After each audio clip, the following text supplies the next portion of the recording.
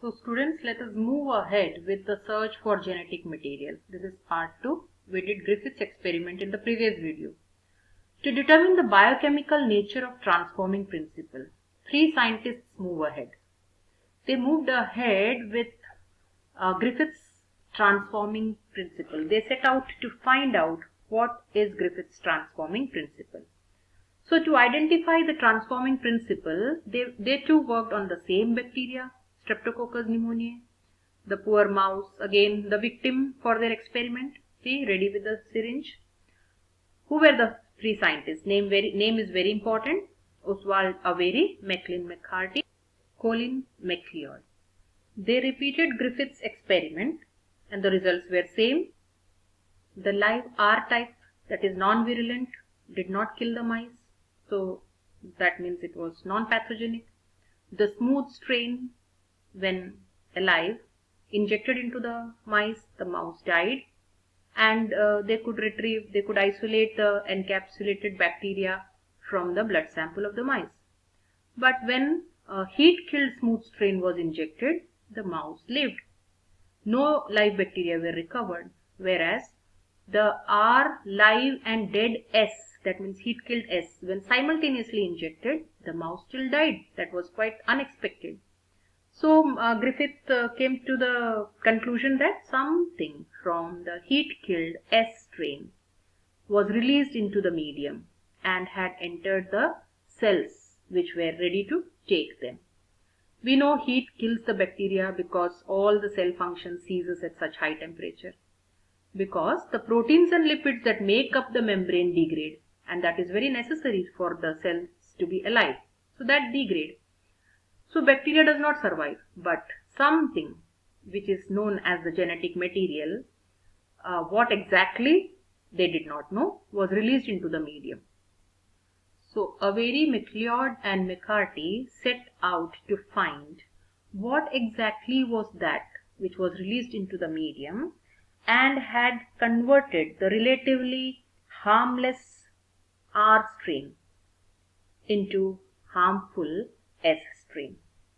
So they started with the steps, other than the steps what Griffith did, they took some few more steps to find out what exactly was the transforming principle.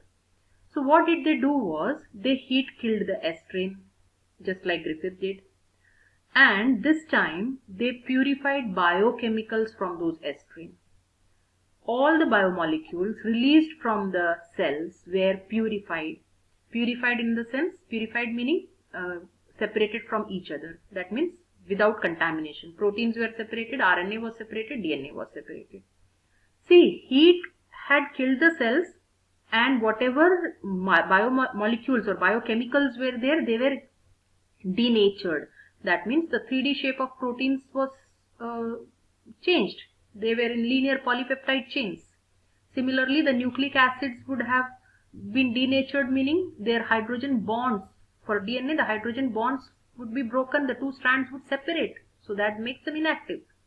Of course, when temperature comes down, DNA renatures. There can be pairing back of base pairs. So such denaturing of proteins etc. would have made the cells cease all their functions, and so they were inactive or dead cells. Now what these 3 scientists did was, they used digestive enzymes. You know, enzymes are very specific. Protease will digest protein, RNAs will digest RNA, and DNAs, ASE. These are all enzymes ending with ASE, and enzymes are very specific. DNAs will not digest RNA, RNAs will not digest DNA, neither of them will digest protein, protease will not digest RNA or DNA. So they specifically used these enzymes to the purified biochemicals. Now where do we get enzymes for experimental purpose?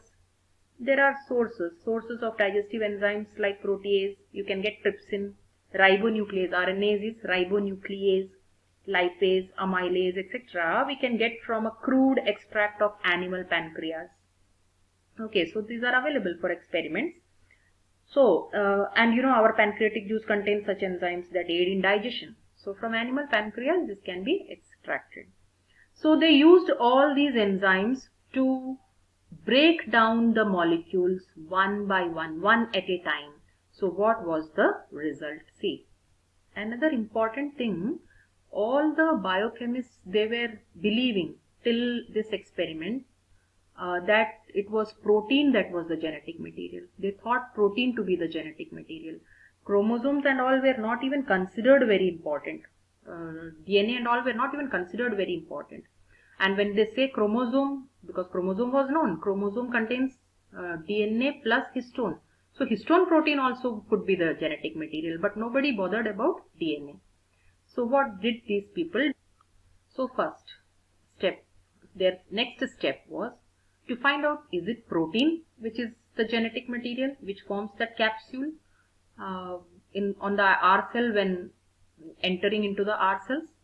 So they did this biochemicals of the heat killed S cells with protein being digested in it, and in combination with R cells they injected it into the mice.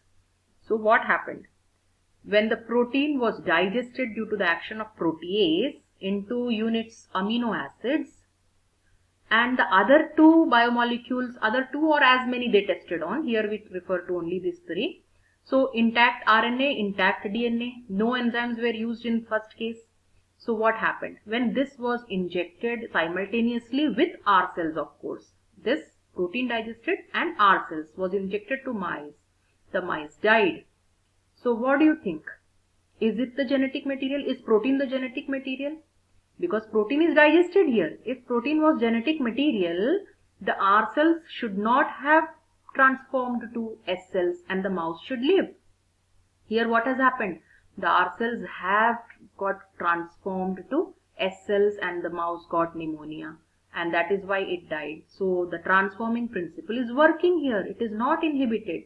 That means protein is not the transforming principle. If protein was the transforming principle, if it has broken down, it should get inhibited. Transforming principle should get inhibited. But here it is still working. So protein is ruled out. It is not they ruled out the possibility of protein being the transforming principle. Step 2, is it RNA? Now nucleic acids were left. RNA, it could be nucleic acid, RNA or DNA, which one? So the next step was they used RNAs, RNA digesting enzyme. So the RNA were broken down into individual units, that is the nucleotides. You should remember one thing here, denaturing is different from digesting. Denaturing, as in case of DNA, only the two strands were separating. In case of protein, it was losing its 3D shape. In case of RNA, it could be some folded structure of RNA like tRNA or something, so the bonds break away. Okay, they open up, that's it. But digesting with the help of enzyme means the molecule is being broken down into individual units. Even DNA, if it is digested, it will break down into individuals. So here RNA, we are showing here nucleotides. So it is completely digested. Does it work? So what they did here was biochemicals of the heated S cells with RNA digested this time, protein kept intact, DNA kept intact, with the R cells. They injected it into the mouse. So the mouse died. So what does it mean? That the R cells could get easily transformed. In spite of RNA being digested, it still transformed into virulent S cell. The harmless or avirulent R cells got transformed to virulent S cells, harmful S cells. So the mice died of pneumonia. So that means RNA is not the genetic material. What is remaining? So you or me, we could have easily said, okay, DNA is the genetic material, it is left. But no, they performed the experiment for DNA also. Scientific temperament was quite good. So we are coming to that happy mice now, happy mouse. Is it DNA? The next step was protein ruled out, RNA ruled out. So what did they do now? They used DNAs, DNA digesting enzyme. It digested the DNA into individual nucleotides. So that means biochemicals of the heat killed S cells with DNA digested this time, along with the non-virulent live R cells, were injected into the mouse. What happened? The the mouse is healthy and alive. Look at the mouse, so happy. So what was confirmed? That something, these two are intact, this is digested. So that something which was transforming the avirulent R cells to the virulent S cells is not here. It is not functioning here because it is degraded. So R cells remain avirulent. So such avirulent cells in the mice could not kill it, could not cause the disease. So that was quite a convincing proof that DNA is the genetic material. But scientists were not so easily, convinced. Many scientists objected to this experiments, and they were not very convinced. So though the results pointed out that DNA is the transforming principle, but doubts still remained. Their interpretations were not very convincing to the other scientists. So debate over DNA's role continued until 1952 further. And that was the period when two more scientists, Alfred Hershey and Martha Chase, they explored further with a different approach. No more harming the mouse now. Okay, the mouse population was left. They started experimenting with bacteriophages, bacteria eating viruses, and with bacteria E. coli. So their experiments was what actually confirmed that DNA is the genetic material. We will take it up in the next video. But before we wind up, one important thing you should know is what is the difference between DNAs as an enzyme and DNA and S written in plural. So that is DNA with S as a postscript is DNA, many DNA, plural, and with ASE written it is enzyme. Similarly, RNA and one S written would be plural, and RN then ASE would be enzyme. So this kind of questions may be asked. So that's all. Next we meet with Hershey-Chase experiment. No more mice experiments. Okay, fine. Okay, I hope you understood clearly. Keep reading, keep watching.